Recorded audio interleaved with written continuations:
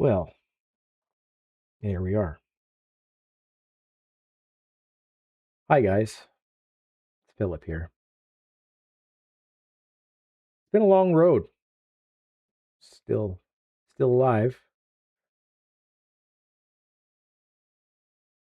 I'm just kind of,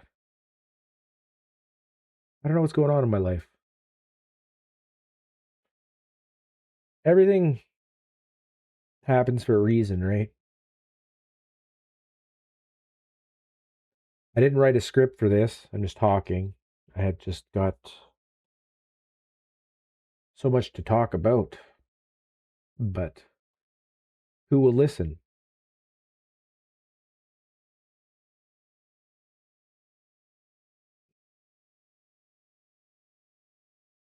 Why would anyone listen? Everybody's so busy. Everything happens for a reason, they say.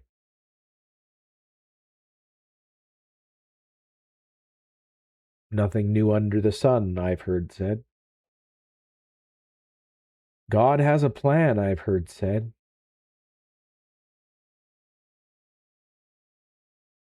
Our world right now is on the precipice of something big.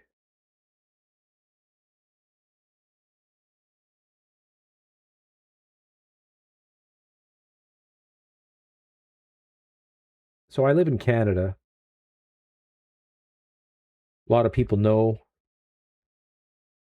what's going on in Canada. A lot of people don't.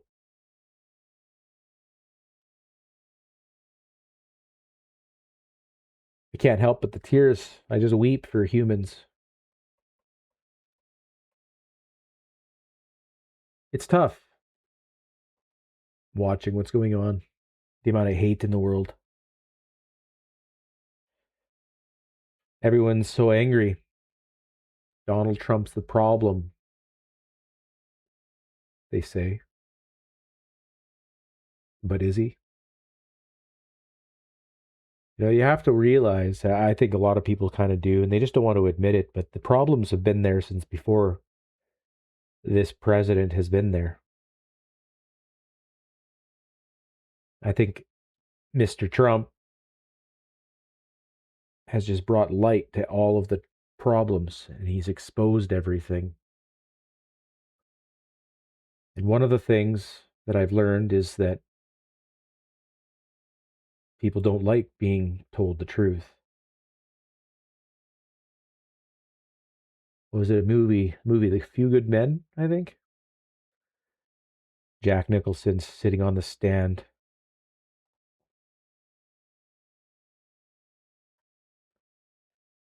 and they're asking him questions.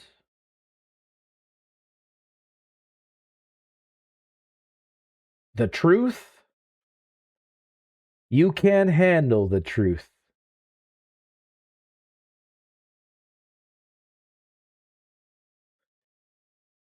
You know,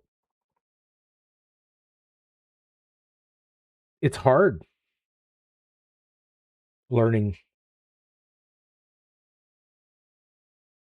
things that are uncomfortable. We're not we're not given all the information. We never are. They don't want us to know everything. Those in charge, whoever they are. Lots of people are blaming the Jews. I don't think that's the truth.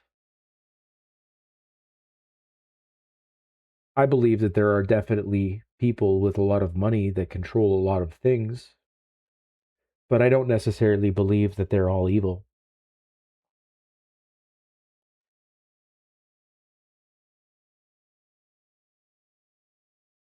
I think the reason why I believe that is because we all have friends, we all have families, we all have parents and siblings. Well, not everybody has siblings, and not everybody knows their parents, but we're all born and we find a family somewhere in our life, people that we want to protect, a community, things that we want to do for those that we love.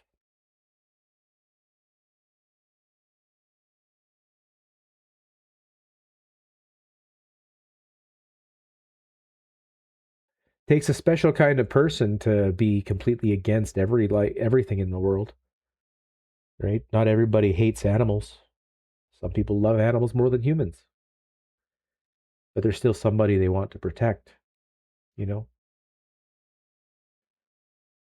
So as misguided as some people can be, I do feel like everybody is just a good person trying their best for what their circumstances have allowed them to be part of, you know? They call it privilege when you have more than somebody else. But everybody's got problems. Some of those problems are bigger than all of us.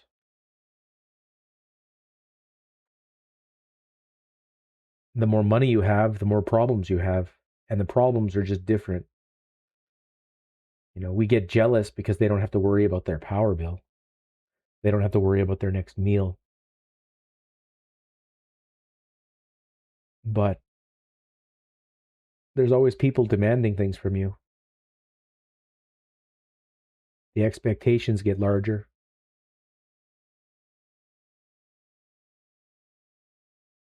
The things that you do mean more, and failure hurts a lot more when you are more successful.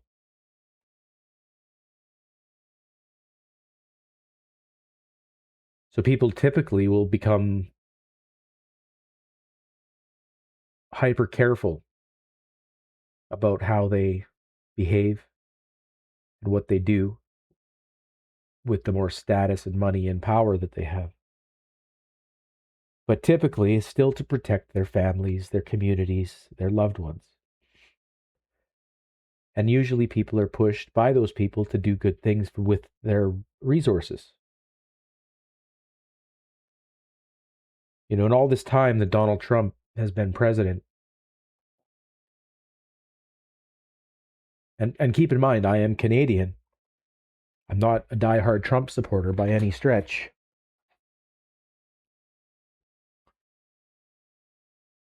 I think what he's doing is tragic. I don't think that anybody wants to see some of the stuff that he's been doing happen. But sometimes you have to do a hard thing to do the right thing.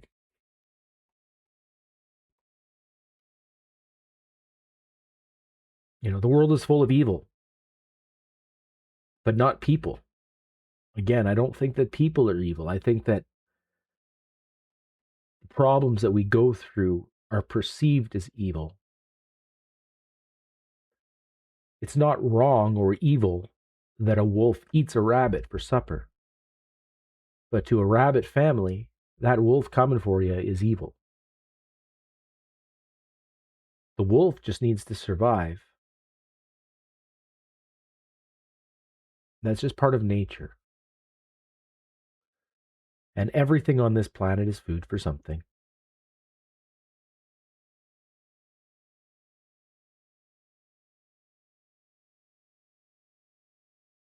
You know, it's hard watching the pain that people are going to go through, knowing what's coming.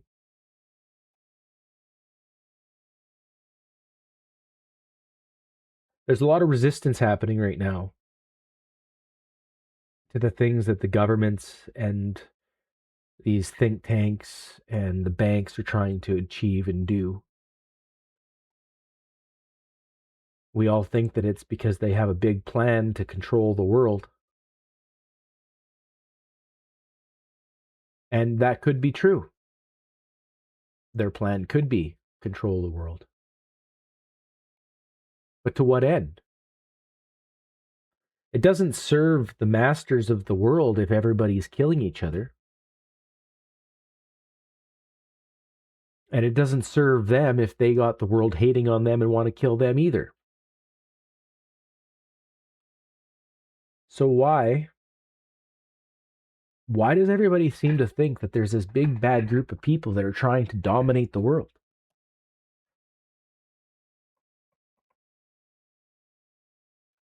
I don't know. I think about the world in terms of reality and what's real around me. Humans as a species have been here for an awful long time. And our societies have gone through ebbs and flows of pain and suffering plenty of times. Why did World War One and Two happen? Up till now, have been the bloodiest wars that we remember. But were there bloodier? Could there have been? That were lost in the histories?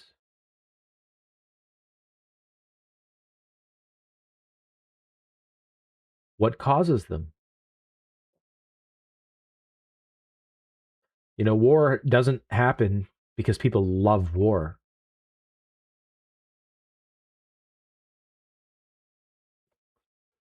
There have been cultures that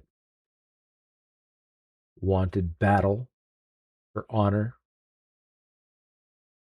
But what is honor?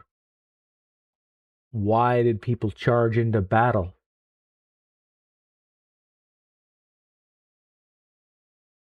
Was it because it was better than becoming a crippled old man with no money, begging on the street, starving, no food? Was it better to die fighting for something, anything,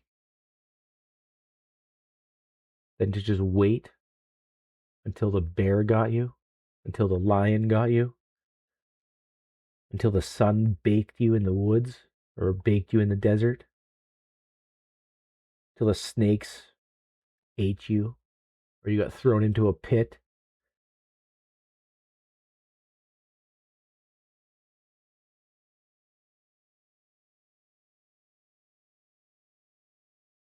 We live in a modern world where a lot of those problems don't exist for us here.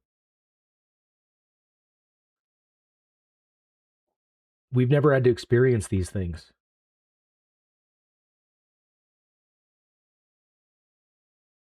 at least not in North America. But there are places still where cannibalism exists. There are places still where they'll chop your head off because you don't believe what they believe.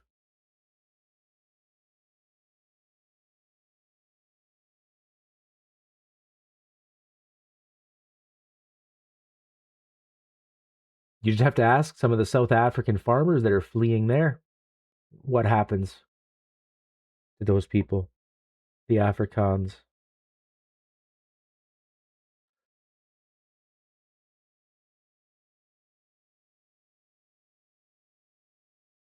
We've become so used to having so much peace and stability. Nobody's thinking about what it looks like on the other side because those are hard things to think about. They aren't things that are comfortable.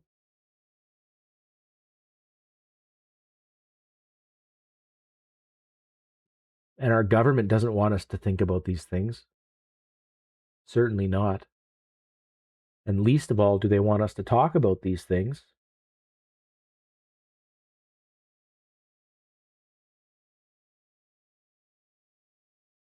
But I mean, I don't know about you, but it feels like something is coming.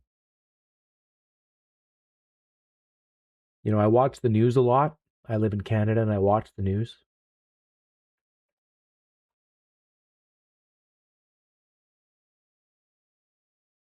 And there's a lot of things that are happening. The Canadian Army has been dumping a ton of money into the Army. The Canadian government, I should say, has been dumping a ton of money into the Army. They want to increase their reserve forces in Canada.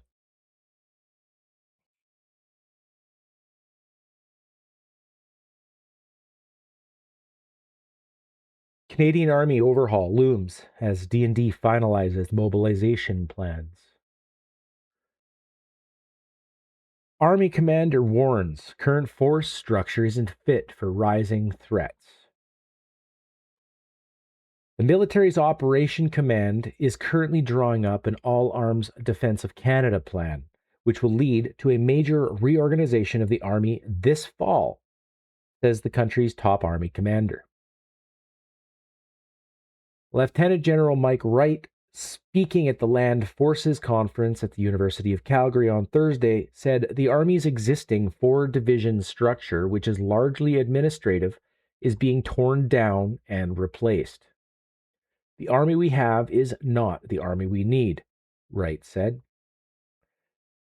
Quote, "This is not a critique of our people. It's a sober assessment of the strategic environment, one that led us to lay out a plan of action," end quote. The new system will make it easier for the Army to not only defend Canadian soil, but also deploy overseas and mobilize perhaps hundreds of thousands of volunteers in the event of a major crisis. Now, keep in mind what happened during the pandemic, right?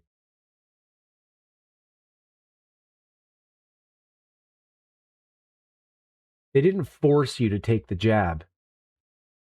It was all voluntary, right?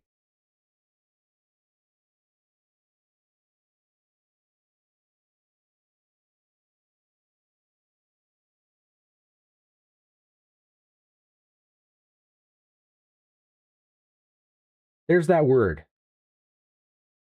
volunteers. Perhaps hundreds of thousands of them in the event of a major crisis.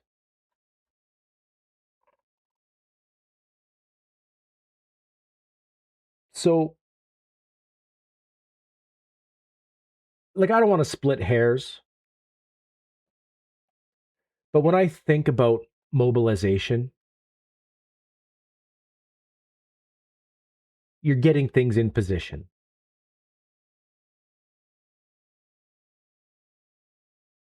Now, like, I don't want to sound like a doomer, but I want people to be aware.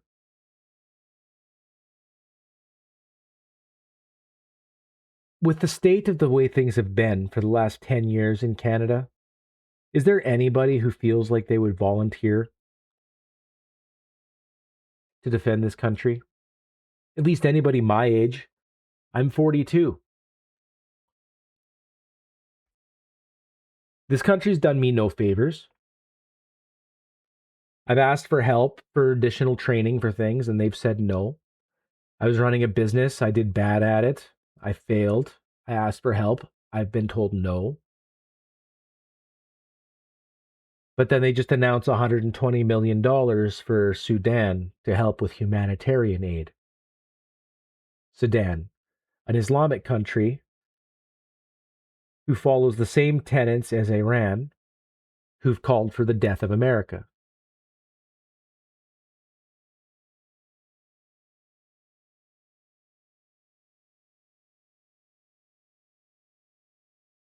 I don't jive with that.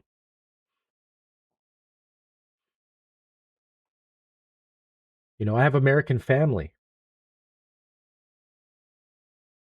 When my family first migrated to North America, they landed in Pennsylvania. At least my dad's side. They moved up. Some stayed, some went. Some of my family come to Canada and eventually back down to the US. Today I've got cousins that live in California. At least I did the last time I talked to them a number of years ago. But now we're suddenly their enemy. We want to cozy up with the EU. Let's go back to the article.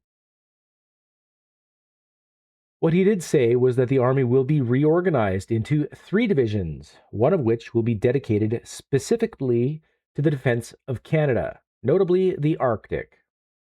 Quote, "Restoration of divisional level war-fighting capability is the baseline for credible deterrence," Wright told the conference, adding that, quote, "An army that is capable of fielding and generating 15,000 strong division is essential," end quote, because, quote, "it signals national sovereignty, national credibility, and national agency, end quote. The last time the Canadian Army operated and trained with a full divisional structure was more than 3 decades ago at the tail end of the Cold War. The Army's Defence of Canada Division will have units from all across the country and a footprint in 120 communities. It will also provide the basis for future growth and mobilization for the Canadian Army and the Canadian Armed Forces, Wright said. One of the functions of soldiers attached to this Homeland Defense Force will be the protection of critical infrastructure. It will be headquartered in Montreal. The 2nd Division, known as a Manure Division, it's not the right word, but that's how I feel about Eastern situations, will form the basis of Canada's overseas contributions to NATO, including the mission in Latvia, where over 2,000 soldiers serve, and other multinational deployments. It will be headquartered in Edmonton. There will also be support division based in Kingston, Ontario, and training will be consolidated and given its own command. Wright said the changes are necessary because the world has become so unstable and the Army needs to be more nimble. In addition to the overhaul of the Army, the Department of National Defense is developing a plan for mobilization which would see a massive increase in the size of the reserve force, both primary and supplemental.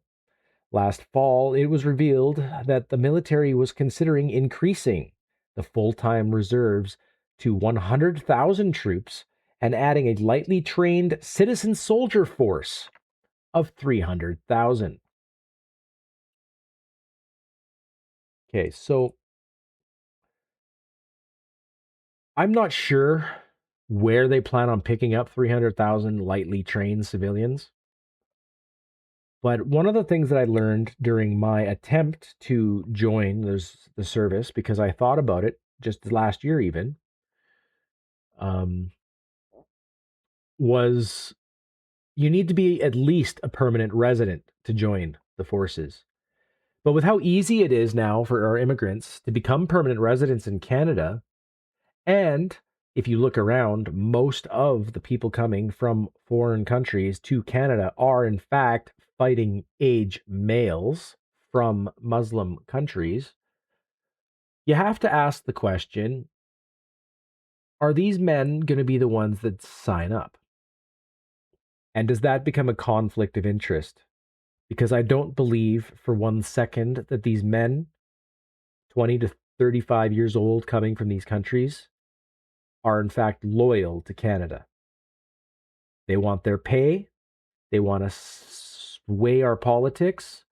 They're protesting our streets in Toronto and smashing up synagogues right now in the name of Palestinians and anti-Israeli sentiment.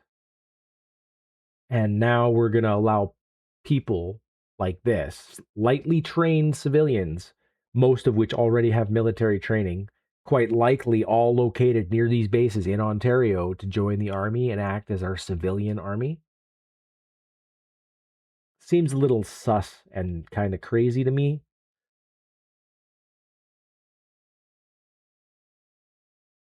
But I digress. Let's go back to the article. The country's top military commander, General Jenny Carignan, said last fall they're preparing a mobilization plan to put before the federal government this year. Brigadier General Sean Binden, the Defense Department's Director of Mobilization, told the conference that they're preparing feasible options for the government to consider in the very near future. Our now majority government. He wasn't prepared to discuss specifics for what will likely be proposed, but said the military's view is that the probability of Canada being involved over the next several years in, quote, large-scale combat operations has been much increased, end quote. And a lot of this time has been spent figuring out how to assemble, equip, and train a mobilized force. Quote, what I can sit there and say right now is, if we go into conflict, the list of things we're missing is huge, end quote, said Binden during his remarks Friday. It's as long as this arm this arm that everybody else's arm and everybody else's arm, end quote. This article was released on the 28th of March. So that's about 17, 18 days ago.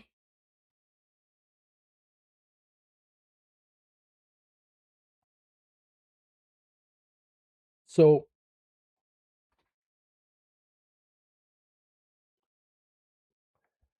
I'm not sure about you, but I definitely don't feel comfortable reading an article like that, especially at a time when a lot of other people right now are reporting on Mark Carney mentioning that he would be willing to use the Emergencies Act to basically interfere with a democratic referendum process of Alberta separating from Canada. The referendum that is due to happen in October, the same time as the mobilization plan will be announced, right at the same time as, well, this carbon tax amnesty now, tax break. And I think they shifted the budget dates to be the fall too.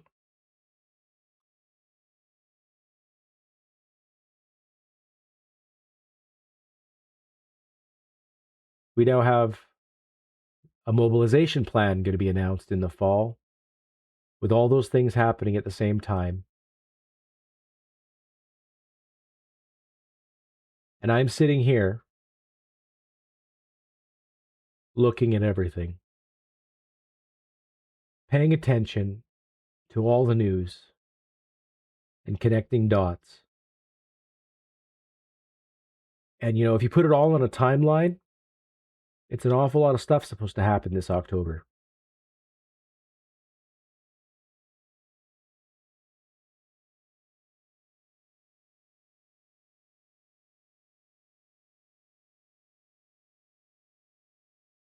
But what am I going to do?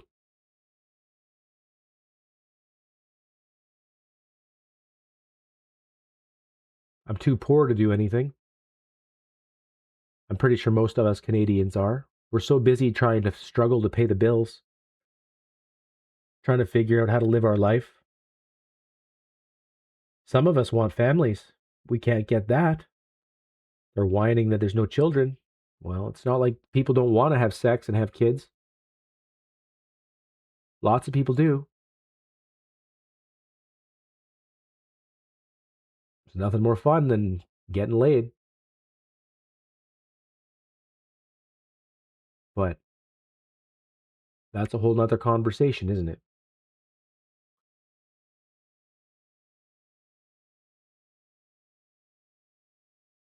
How do you deal with these problems? We're so busy pushing paper and politics and talking about Senate stuff and committees and, all the other things. But what are we actually doing? Starting to feel like we're just the Vogons from Hitchhiker's Guide to the Galaxy, reciting poetry and thinking that we're good at it, but destroying planets along the way.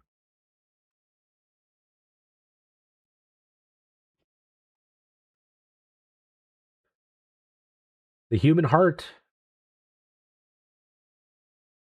is one of the most important things about life, is having a heartbeat.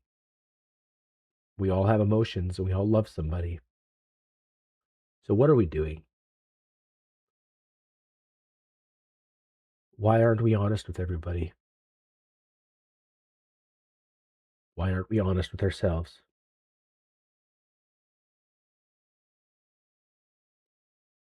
But that's just what I think. Why don't you guys tell me what you think? I'd love to hear your thoughts. I've never made a video like this before. It's pretty raw. It's what I'm thinking. It's what I'm doing.